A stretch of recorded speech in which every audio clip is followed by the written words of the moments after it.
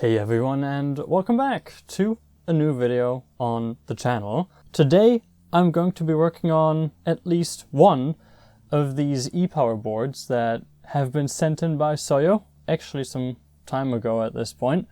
And as you can see, if you take a closer look at this unit, I have already worked on it, but I'm not happy with the video that came of this, so that is most likely never going to see the light of day. But that said, I actually have not tested this e-power yet, so I actually don't even know whether what I did to it fixed it. The reason I'm saying that is because these, according to Soyo, don't work, or partially don't work, or have some other weirdness to them. So without further ado, I'll get right into it. Now, because it's been quite a long time since I last worked on this particular e-power board, I'm going to do a quick check to see if none of the outputs here are shorted.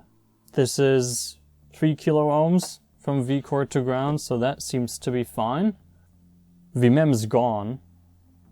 If you take a closer look at it. So that's where the VMEM controller should be, but apparently Soyo removed it, so I don't have to worry about VMEM.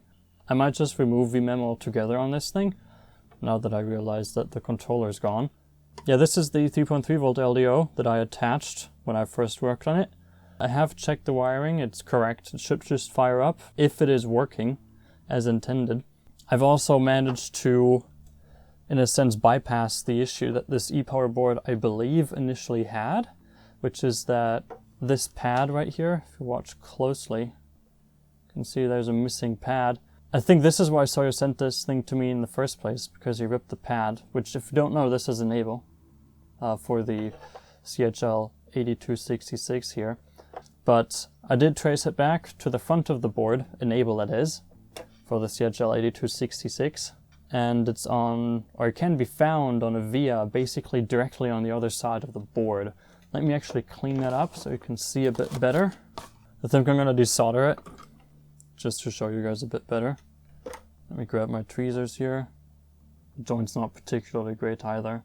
You can barely see it there, the via that is. With alcohol on it, it's a bit more obvious, so this right here is your enable via for the CmdrSoyo's, and if I bring it up close to the camera, you can see it's right down there. I'm going to resolder enable now, do it a bit more cleanly compared to last time, and then should just be good. Okay, things have moved around a bit, some time has passed, but I now have a power supply that I can use to test this thing. It's a modified unit, which turns on if I flip the power switch on the back. I only need to plug in one because the 12 volt input rails on this thing are joined together. Hopefully nothing is going to catch fire, but I guess if it does, it's going to make for an interesting video.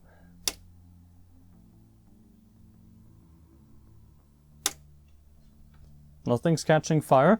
The LED on this thing stays lit, which is a good sign, because that means that 3.3 volts isn't shorted to ground. Let's see if I get voltage on the output.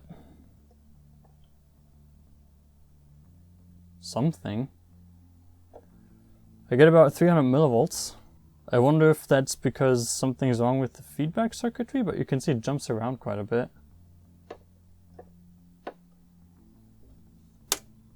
Oh, wait a minute. 3.3 volts might actually be pulled to ground, but not enough for the thing to turn all the way off.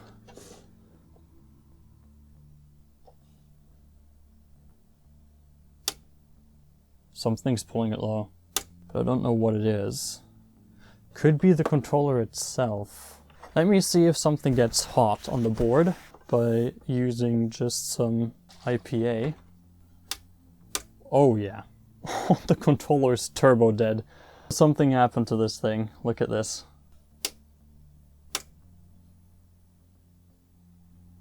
Yup, good to know. So apparently the issue with this is that it has a dead controller on it. It's not too big a deal, that can be replaced, because I do fortunately happen to have some dead GTX 590s that have the exact same controller on them. I can just pull one off of one of those. Provided that, of course, the GTX 590s aren't dead because the controller on them is dead too. But yeah, there's the diagnosis for this thing. It has got a dead controller on it. But there's still this thing right here, which is a GTX 480. You can tell by the holes in the PCB. Or, well, it used to be one anyways. Let's see if this one's got a similar problem. And, well, that's the first issue. This is very much not supposed to read just 15 ohms. So this one's got something wrong with the 12 volt stuff. Probably a dead MOSFET. Make sure that there's nothing wrong here. It's dirty. PCB edge, there's flux all over it, but I don't think there's a short. I don't think it's some layers shorted together. I think this is something more severe, like a MOSFET. But it's not fully, like, dead short. It's more of a, it's partially short. I guess if the controller on this thing still works, I might just use the one off of this board right here and just put it on the 580. But I guess before I do any of that, I will do some voltage injection. Something should be getting at least warm now. Resistance is quite high at 15 ohms, so it's not going to be drawing crap tons of current, the short that is, but it should still be noticeable because there's essentially no current limit here. But I don't see anything heating up.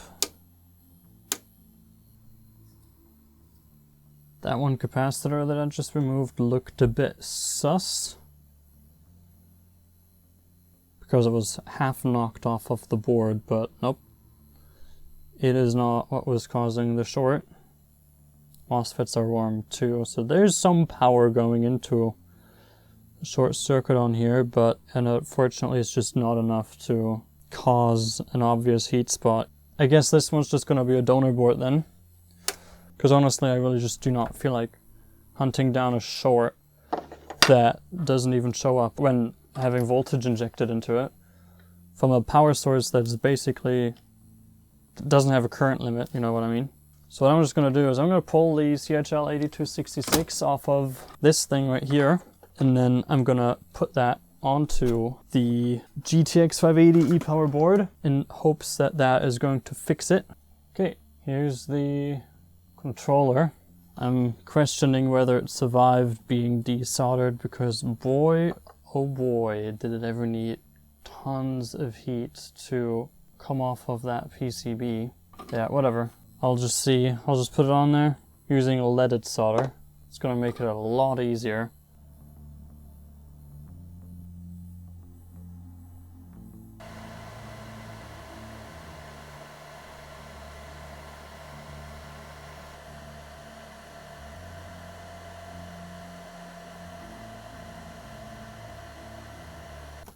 As you can see, the joints aren't perfect, the solder joints. Ideally, you'd see these kind of solder joints right here all around the chip, but my soldering iron tip is just too big, it can't reach in there. But as long as there's some solder on there, it should be fine.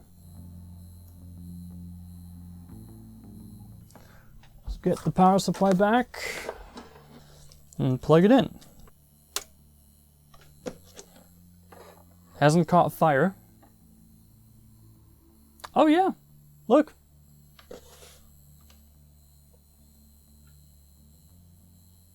That's a pretty stable 700 millivolts.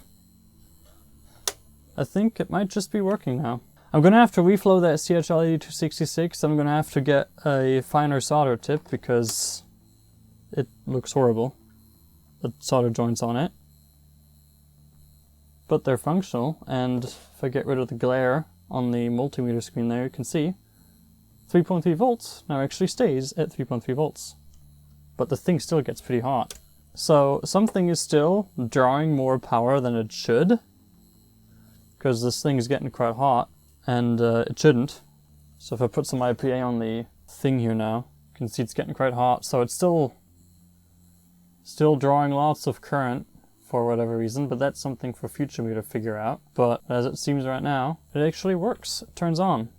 I guess, you know, if something's still drawing lots of power, I could just do another short hunting session, basically. Oh! Something just popped right here in this area, but the area looks fine. if you look at it. I wonder whether the sparks were visible on camera. Was that a self-destroying short? Or did something just get on the PCB that conducted electricity? It doesn't smell burnt either though. So I have no idea what just failed, but something just failed. Whatever. That is something for future me to have to worry about, because all that matters to me, frankly, right now is that I fixed the thing. We now have voltage on the output again. I'm gonna do a bit of cleanup on this thing. I'm gonna redo the 3.3 volt supply. I'm gonna try to figure out why it's still drawing quite a bit of current on that power rail. And yeah, you will probably see this thing again in a future upcoming video. It's probably going to be about e-powering ARC, because I do kind of want to know what the ARC GPUs do when their V-Core VRM has been replaced with something else. But with that said, I hope you guys enjoyed this video. If you did, consider leaving a like on the video, as well as subscribing to the channel. Any support in any way, shape or form is genuinely and greatly appreciated, and does go a long way in keeping new content just like this coming in the future. And lastly, I hope to see you guys again in the very next video. Have a good one.